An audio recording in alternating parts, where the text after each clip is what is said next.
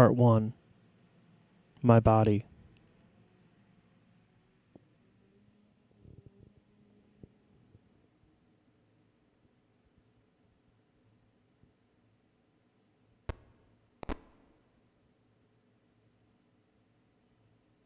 My body is something that is simultaneously alien, yet recognizable. It's something that, for whatever reason, I feel both at home and also estranged.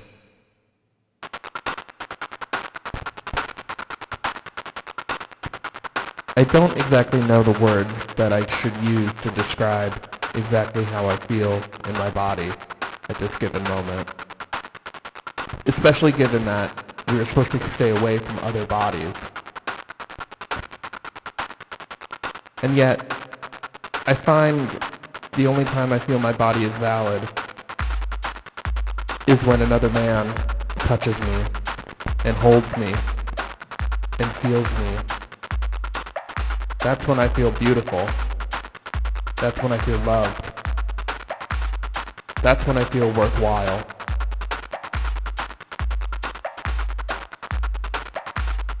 It wouldn't take much effort to list all the things that I would change with my body if given the opportunity.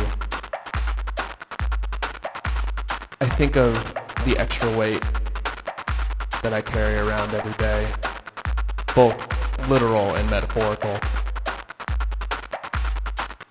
I think about the men that I admire, whose thick, hairy bodies I wish were mine.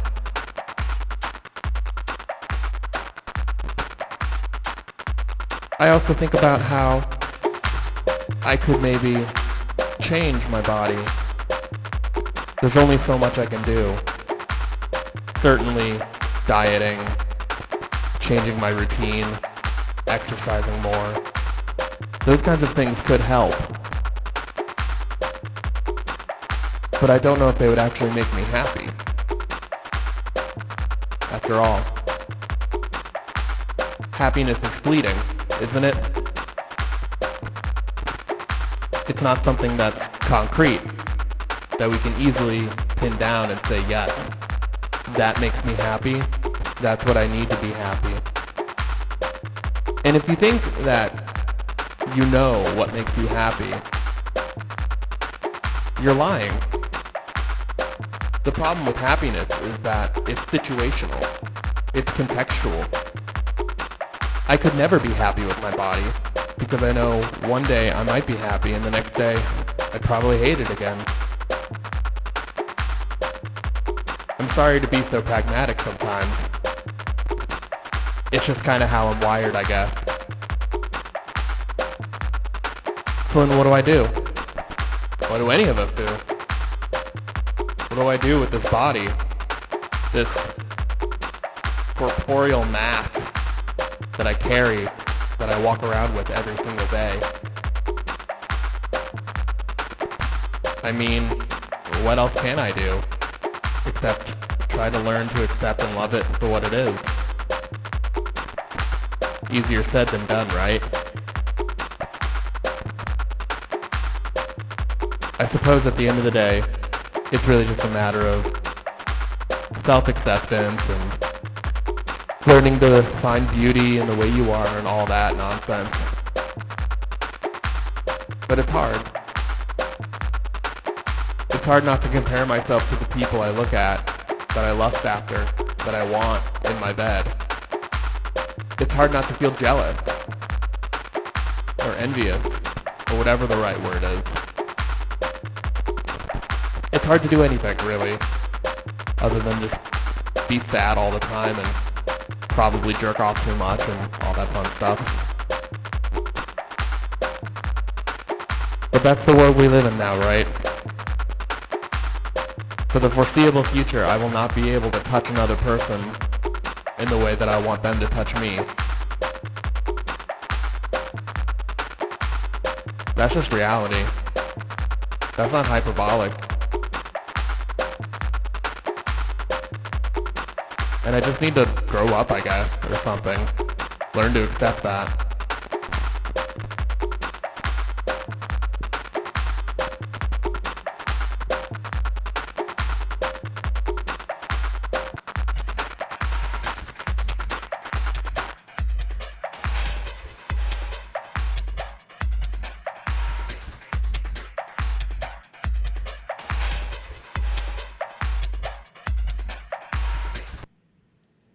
Part 2.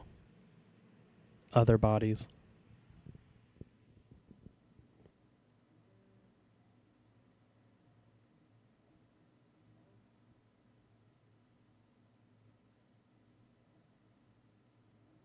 I'm still struggling to relate to other people, specifically other men, even more specifically other queer men. I guess my problem is that I rely so much on my body that I just can't imagine relating to another person without using my body. There's a euphemism that having sex is a gay handshake. And I feel like there's a weird amount of truth to that. It's like, and maybe it's just me, maybe it's just myself and the way that I relate to others, but I find I don't create intimate relationships with other men unless it involves our bodies intertwining under the sheets at some point.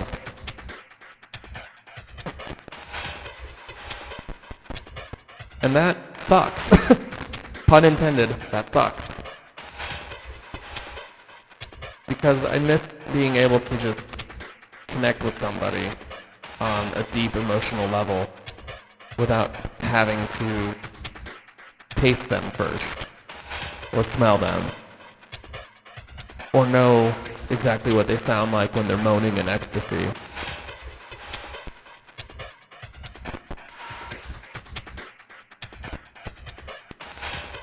When my dad died last summer, I had a minor existential crisis, considering how many men I call daddy, and how many boys call me daddy.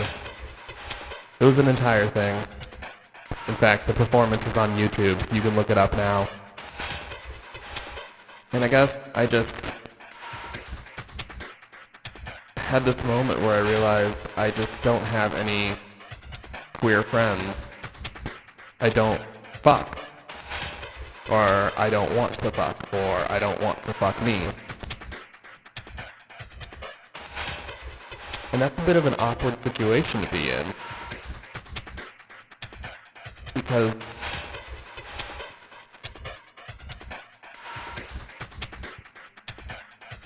what am I supposed to do with that?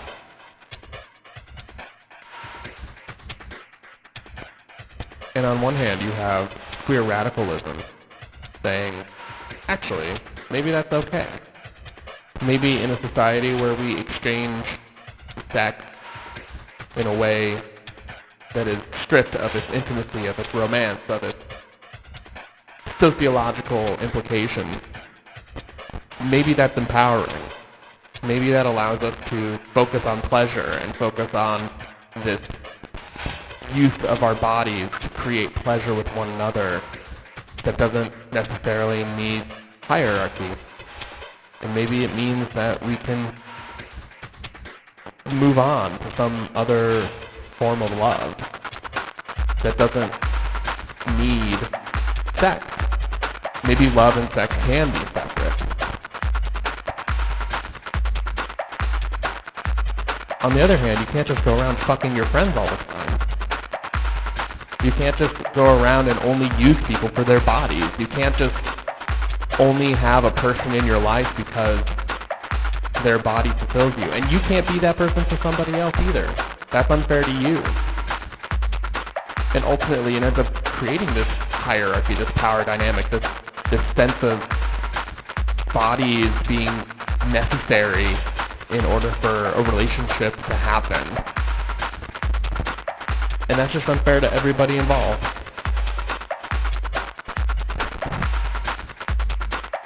And I guess I just don't know. I don't know where to go from there. I don't know what the next step is. I don't know how I can go about creating this life for myself where I can find pleasure in my body and use my body for pleasure and use other bodies for pleasure and all that nonsense, while also being equitable.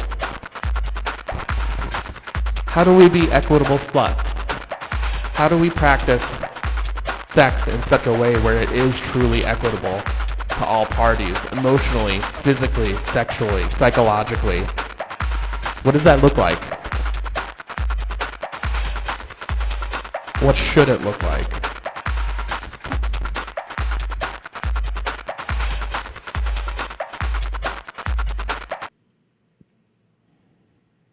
Part 3. Pleasure.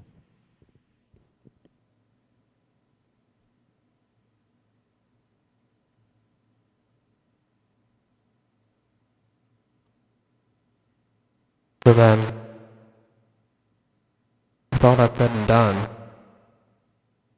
what about pleasure? Why am I thinking so much? How come I can't just accept a thing for what it is? Why do I always have to over-academicize things, over-analyze, completely postmodernize my sex life? Because I'm ridiculous, that's why.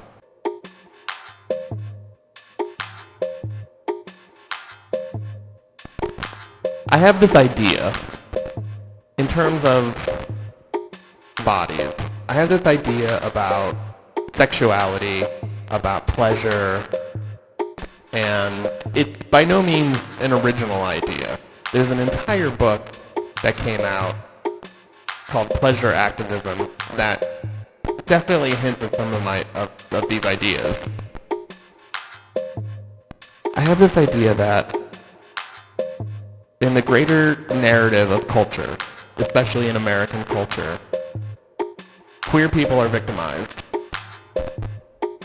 And we see this through a variety of different tropes, different political talking points, all sorts of things that marginalize and oppress queer people.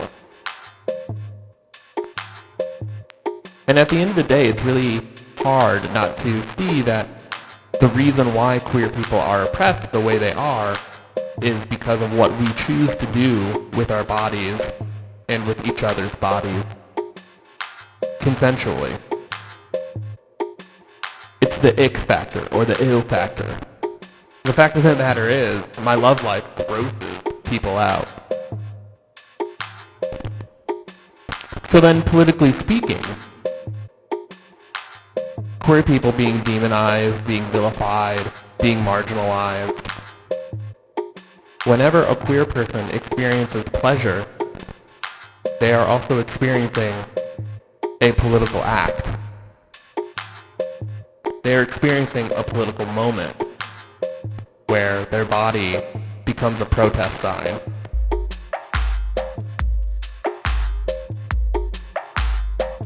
So when you experience the physical pleasure that comes with queer sex, you are doing so much more than just experiencing euphoria generated by your body's nervous system. You are doing so much more than moaning out the name of a deity, your current or former lovers, feeling waves of pleasure go through your body while fluids may or may not be exchanging. The sensation of the various chemicals in your brain being either suppressed or released matters less than the cultural significance of your orgasm. You are experiencing pleasure that is socially and culturally frowned down upon. You are laughing in the face of oppression, using your body, your fantasies, another body, or some combination thereof. But it's just coming, right? How can coming function in so many different ways? It lasts for just a few moments.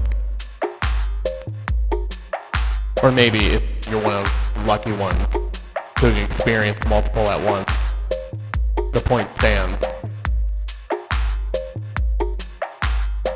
How can such a small act represent so much?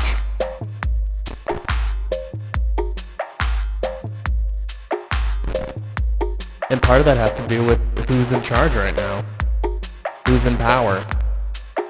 Who has the power?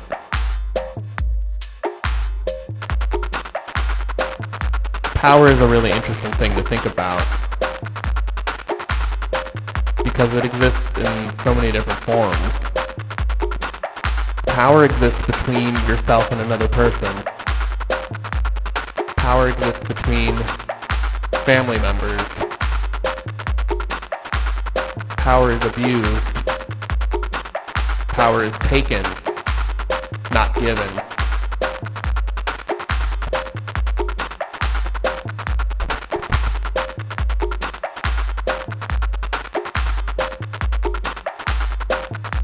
And ultimately it is power that this argument rests on. We as queer people have power and exhibit that power when, in spite of political talking points, in spite of the debates, we walk out into the world and we exist and we find pleasure within that existence. We have power when we go into bed with another and we experience and explore each other's bodies in ways that, culturally speaking, frowned down upon. We take power when we reappropriate slurs and pejoratives. We take power when we hold hands in the streets, kiss each other on the cheek in parking lots. When we live openly, without fear, we take power away from the people who are trying to instill that fear. We make it our own. We convert this fear into power. And there's beauty in that power. There's beauty in being able to be yourself.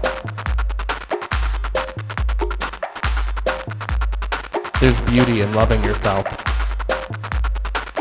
And it's something I'm trying to do. I'm trying to capture that beauty.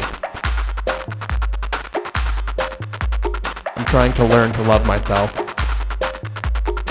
Physically, emotionally, and sexually. I'm trying to learn how to have value in my body outside of this context. As much as I love the power that comes with having sex and knowing what it means and knowing what it signifies, I need to also be able to find that power elsewhere in my existence. I'm working on it.